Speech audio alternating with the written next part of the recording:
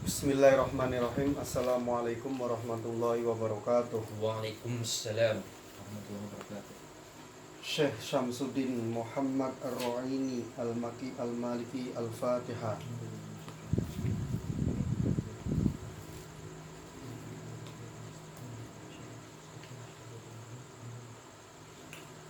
Alhamdulillah, ngaji nahwu pada kesempatan kali ini yaitu akan membahas tentang babun nakiroti wal ma'rifah. Bab menjelaskan tentang isim nakiro dan isim ma'rifat, general dan spesifik. Al-ismu borbani ahaduhuma an-nakirotu wahiyya al-aslu wahiyya kullus min sya'i'in fi jinsi la yakhtassu bihi wahidun duna akhor. Kalimat isim itu ada dua macam. Yang pertama berupa isim nakiroh yang merupakan asal. Definisi dari isim nakiroh yaitu setiap isim yang menunjukkan makna umum atau general dalam setiap jenisnya yang tidak tertentu pada satu jenis. Ini yang tidak tertentu pada satu jenis.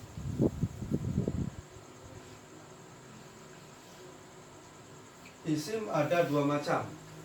Yang pertama isim nakiro. Isim nakiro yaitu isim yang menunjukkan makna umum. Nakirohnya naknya gitu ya. Nunnya, iya nyambung. Nun, gitu. Nakiro.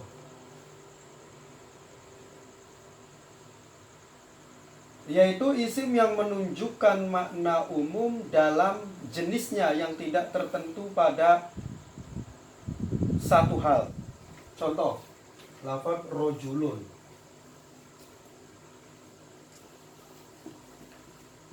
Nah, ini lafaz rojulun dinamakan sebagai isim nakiro, yaitu isim yang menunjukkan makna umum. Kenapa? Karena dia itu menunjukkan makna umum, tidak tertentu pada satu jenis, tidak tertentu pada satu orang. Yang namanya laki-laki itu kan bisa saya, bisa sampean, ataupun orang yang di luar itu yang lagi ngobrol. Itu semua laki-laki.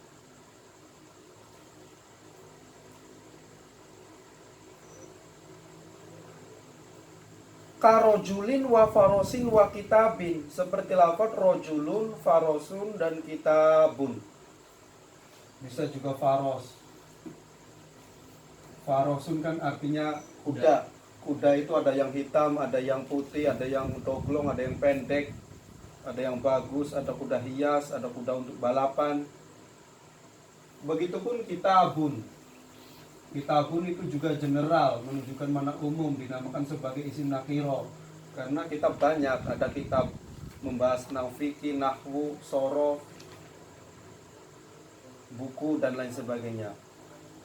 Wa takribuha ilal fami ayyuqala an-nakiratu kullu ma solaha dukhulul alifi walami alaihi karojulin wa mru'atin wa thawbin. Lah ini definisi singkatnya. Yang namanya isim nakiro yaitu setiap isim yang patut kemasukan al. Contoh rojulun. Nih, definisi singkat. Definisi singkat atau supaya kita lebih memahami apa itu isim nakiro, yaitu setiap isim yang bisa dimasuki al. Rojulun bisa dibaca ar-rojulu. Imro'atun bisa dibaca al-imro'ah. Itu definisi singkatnya. Dan jangan lupa ketika ada tanwin tidak boleh ada al. Ketika ada al tidak boleh ada tanwin.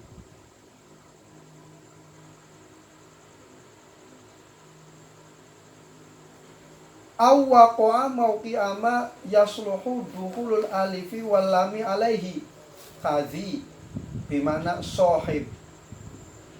Atau juga dia itu menempati pada tempatnya lafaz yang patut menerima al. Contoh lafaz zi. Lafaz zi ini kan tidak bisa menerima al. Tapi dia menempati tempatnya lafaz yang patut kemasukan al. Zi di sini bermakna sohib. Nah, yang mempunyai. Sohibun kan bisa dibaca as-sohib. Zi.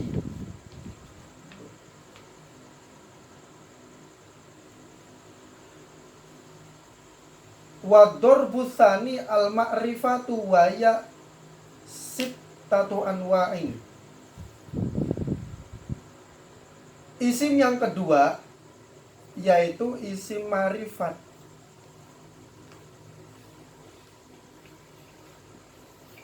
Ma'rifat.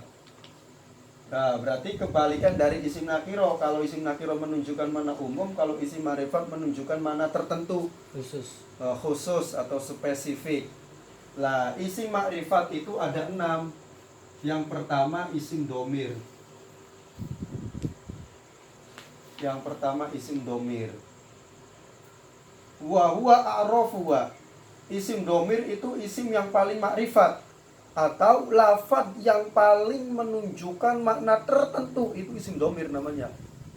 Contohnya kan huwa,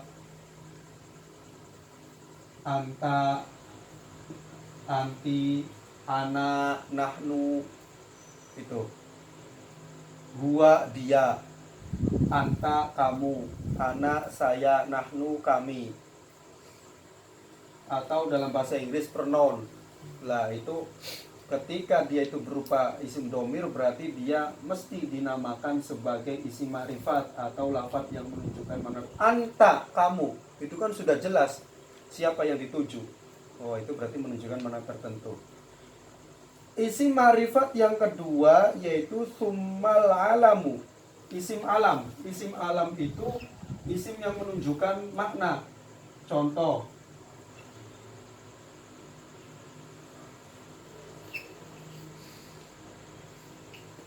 Muhammadun.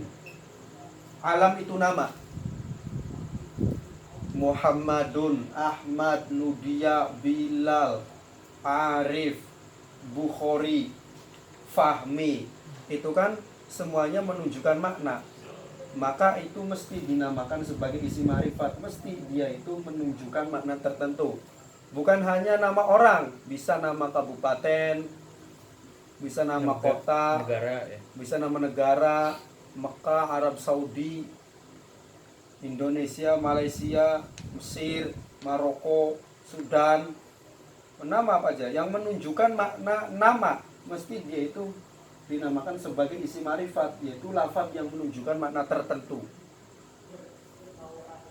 Summasmul isyarati. Kemudian yang ketiga itu isim isyarah atau kata tunjuk.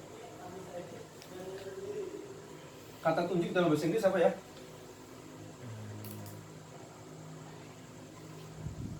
Isyarah.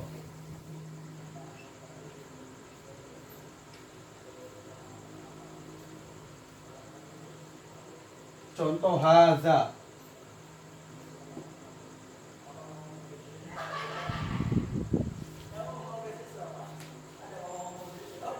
Hazihi.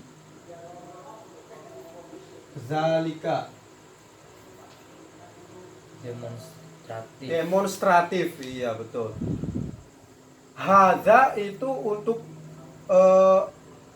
tunggal tapi muzakkar. Kalau dalam bahasa Inggris this.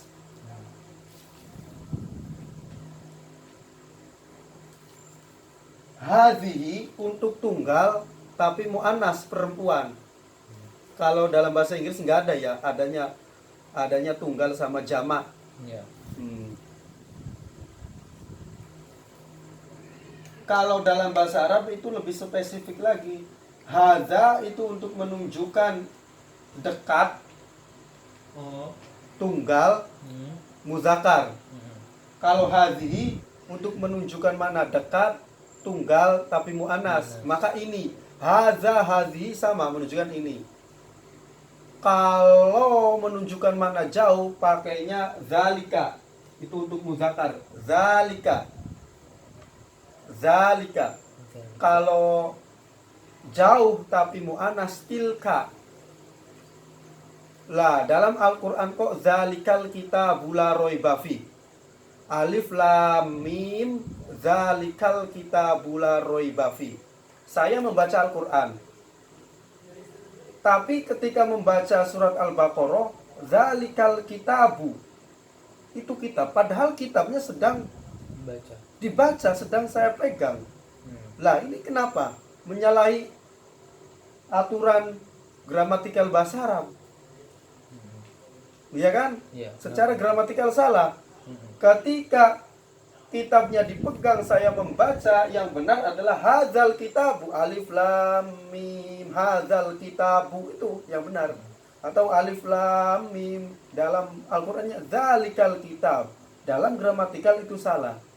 Tetapi kalau kita memahami betul apa itu Al-Qur'an, justru yang paling benar adalah zalikal kitab. Karena kitab yang dimaksud adalah di samping kitab itu bila sautin wala harfin. Dulunya bila sautin wala harfin. Kalamullah yang dinamakan kalamullah itu tanpa suara, tanpa huruf, kemudian dijelma menjadi Al-Qur'an, namanya suhuf. Nah, bukan hanya itu. Kenapa kok pakai zalika? Karena ketika memakai zalika itu sangat mengagungkan Al-Qur'an. Manusia itu kotor, banyak dosa. Kitab itu suci, kalamullah. Maka ketika kita disandingkan dengan Al-Qur'an memakai zalika, karena saking takzim, saking agungnya, saking besarnya Al-Qur'an. Nah, itu.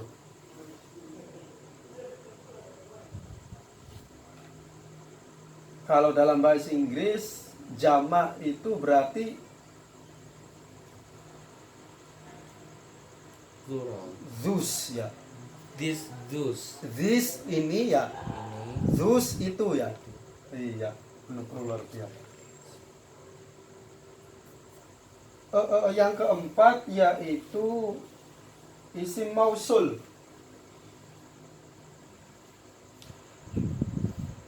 Isim mausul itu atau kata hubung. Kalau dalam bahasa Inggris conjunction. Iya. Lah, ya. Ini ketika ada isim mausul mesti dinamakan sebagai isim marifat, isim yang menunjukkan makna tertentu. Contoh alladzi. Lebih jelasnya ja alladzi koma abuhu. Ja'a datang sopo alladzi orang, koma yang berdiri, sopo abuhu bapak ayahnya alladzi. Nah, ini alladzi dinamakan sebagai isim mausul. Maka ketika ada isim mausul, dia dinamakan sebagai isim marifat, isim yang menunjukkan mana tertentu. Kemudian yang kelima yaitu summal mu'arrafu bil ada, lafadz yang dimakrifatkan dengan al.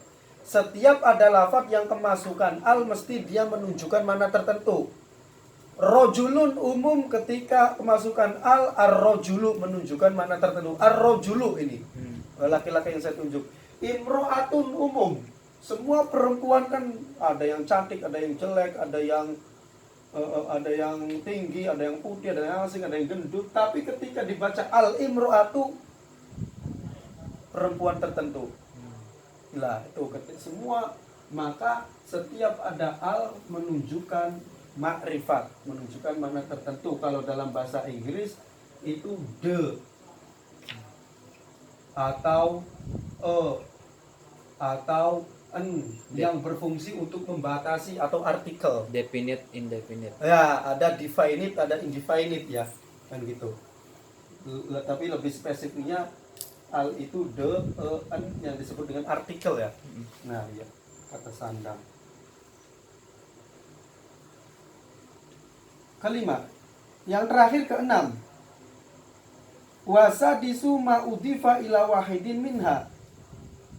Yang terakhir yaitu setiap lafaz yang dimudofkan pada salah satu dari isim ma'rifat. Berarti ketika ada lafaz yang dimudofkan, menggabungkan dua kalimat isim menjadi satu. Contoh, ada kalimat isim hulamun, artinya budak. Ada kalimat isim zaidun, digabungkan menjadi hulamu zaidin, budaknya si Zaid. Kayak Ibnu Sabil. Ibnu Sabil. Ibnu, iya, iya. Nah, itu kan menggabungkan dua kalimat isim menjadi satu. Ibnun anak laki-laki, Sabil jalan. Ketika digabungkan Ibnu Sabil anak jalan atau orang yang sedang bepergian jauh, yang sedang merantau, gitu kan? Nah, mudhof yaitu menggabungkan dua kalimat isim menjadi satu. Nah, isim makrifat yang keenam yaitu setiap lafaz yang dimudhofkan pada salah satu dari. Tadi yang kelima apa? Yang kelima isim yang kemasukan al. Sorry, belum ditulis ya. Isim yang kemasukan al.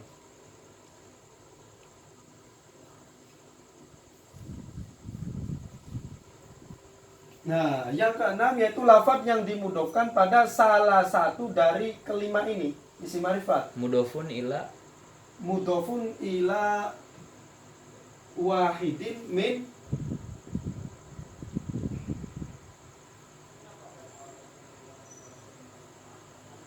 hadhil ma'rifah.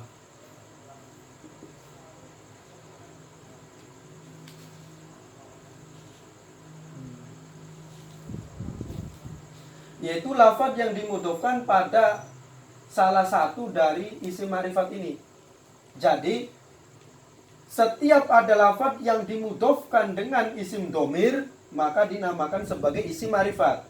Setiap ada isim yang dimudhofkan pada alam, dia dinamakan sebagai isim ma'rifat. Setiap ada isim yang dimudhofkan pada isim isyarah, dia dinamakan sebagai isim ma'rifat. Setiap ada isim yang dimudhofkan pada isim mausul, dia dinamakan sebagai isim ma'rifat. Setiap ada lafaz yang dimudhofkan terhadap al, dia juga dinamakan sebagai isim ma'rifat. Contoh, yang dimudhofkan terhadap dhamir.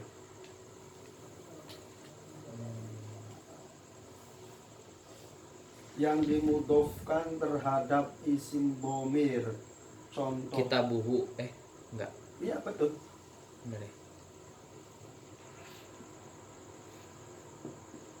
Kitabuhu, kitabnya Zaid lah gampangannya, kitabnya seorang.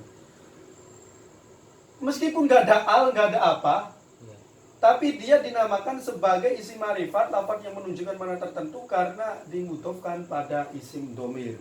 Ketika dimudhofkan pada isim domir, dia mempunyai makna tertentu karena ada domir kaitan. Kitabu, kitabnya siapa? Kitabnya Zaid. Yang kedua dimudhofkan terhadap isim alam, yaitu lafaz yang menunjukkan nama. Contohnya apa? Ya Kitabu Zaidin. Kitabu Zaidin. Kitabu Zaidin. Zaid kan alam. Atau Kitabu Muhammadin, Kitabu Bilalin. Iya. Nah, ini kitab dinamakan sebagai isim makrifat, lafaz yang menunjukkan mana tertentu. Kitab kan di sini posisinya nakiro tuh, ya kan? Menunjukkan mana tertentu karena dimudhofkan pada isim alam. Ketiga dimudhofkan pada isim isyarah, kata tunjuk. Ada kitab Ya hadzal kitab juga Hadzal bisa.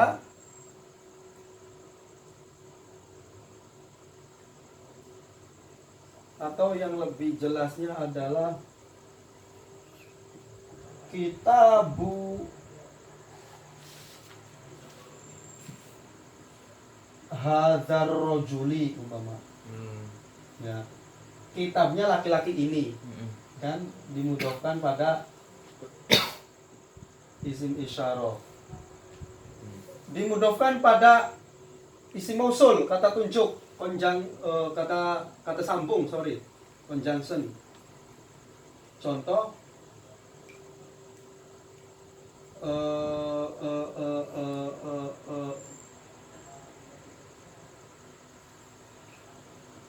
kitabul ladzi koma abuhu. Kitabnya seseorang di mana seseorang itu ayahnya sedang berdiri. Ya, kitabul ladzi kitabe wong, kitabnya seseorang, koma yang berdiri sopo abuhu, ayahnya alladzi. Ini lafaz kitab dinamakan sebagai isim makrifat karena dia dimudhofkan pada isim mausul yaitu alladzi. Padahal kalau lihat personalnya kitab ya isim nakiro. Tapi ketika digabungkan, dimudhofkan, menggabungkan dua kalimat isim menjadi satu, dia dinamakan sebagai isim makrifat. Nah, yaitu.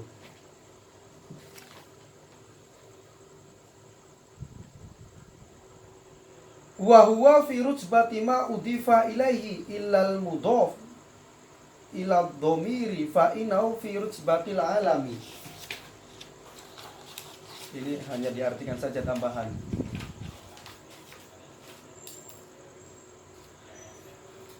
Setiap lafaz yang dimudhofkan itu menempati pada pangkatnya lafaz yang dimudhofkan itu, kecuali dimudhofkan pada domir.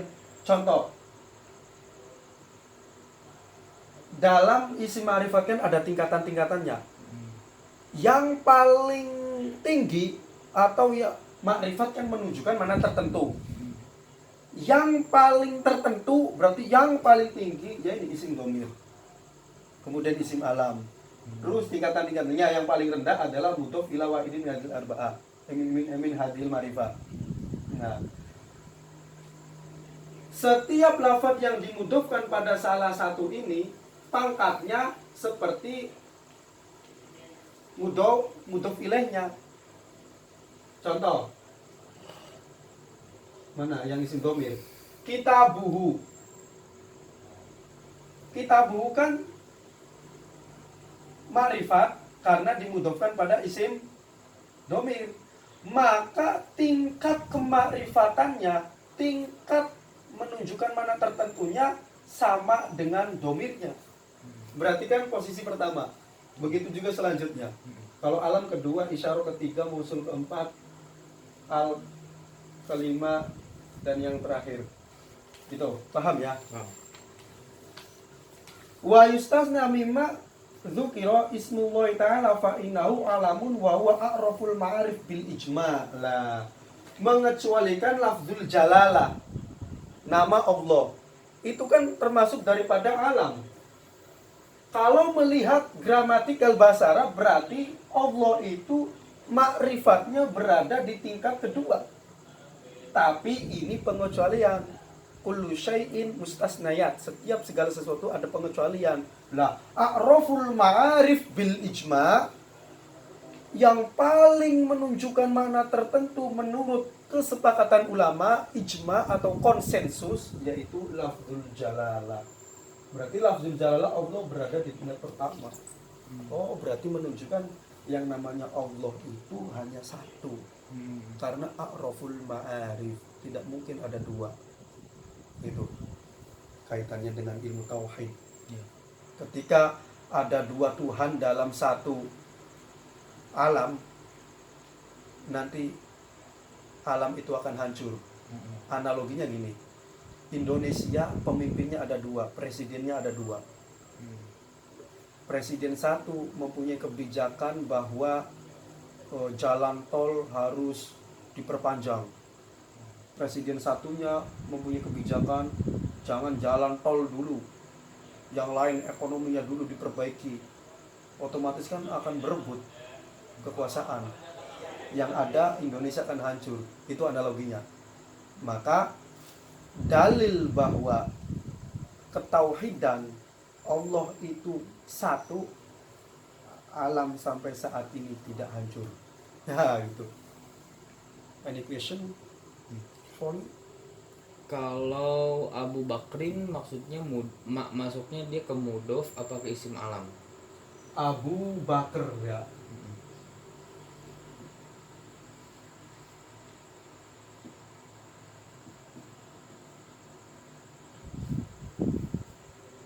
Tergantung kita memaknainya apa.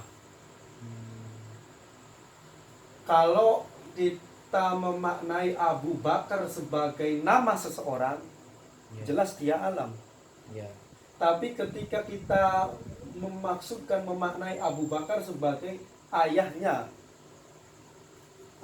Bakar. Abu kan bapak. Abu Bakar, bapaknya Bakar. Nah, berarti masuknya pada mudhof. Gitu. Ya. Kita melihatnya dari sisi mana?